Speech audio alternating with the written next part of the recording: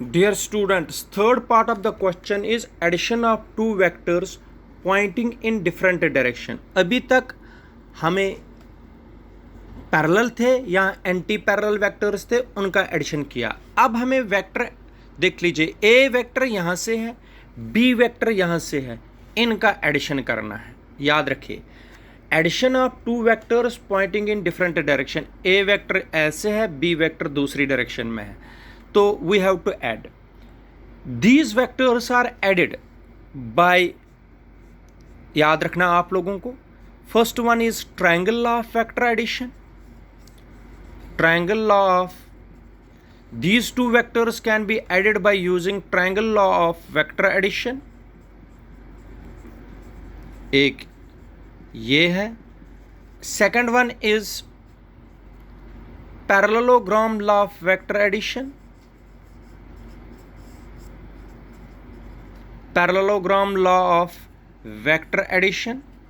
And third one is polygon law of vector addition. Polygon law of vector addition.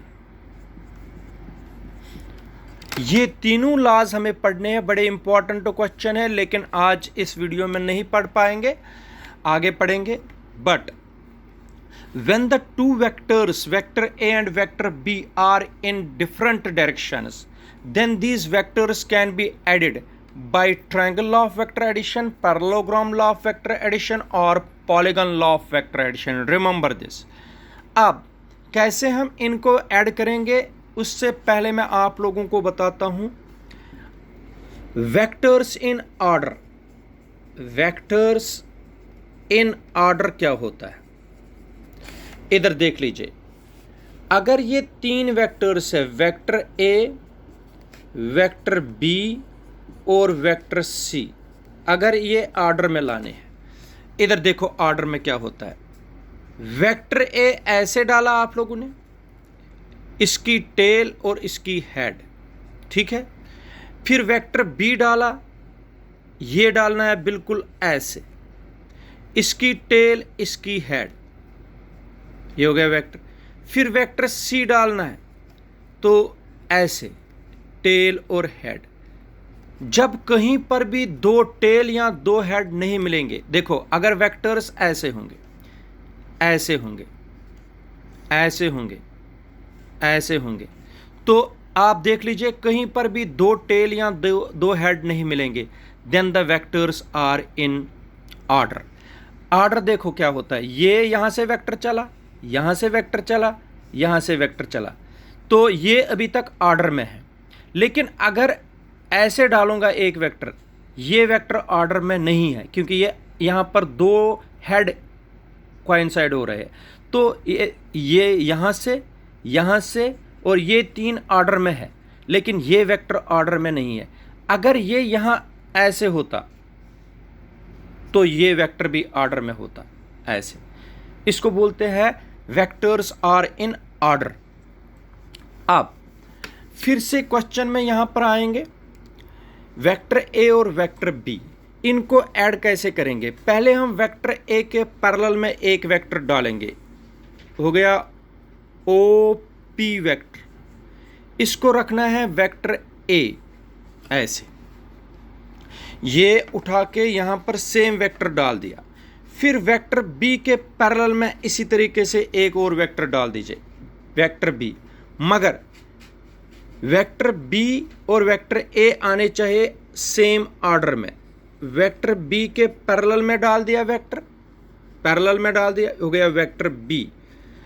P Q, इधर देख लीजिए, यहां से arrow जाता है, यहां से एरो जाता है, यहां अभी तक ऑर्डर में है, दे आर इन ऑर्डर. तो इनका resultant vector, if these two vectors are represented two sides of a triangle O P और पी क्यू, अगर वेक्टर ए रिप्रेजेंट करता है ओ पी साइड, तो वेक्टर बी रिप्रेजेंट करता है ओ क्यू साइड. इनका रिजल्टेंट जो होता है that is represented by the third side of the triangle, third side of the triangle.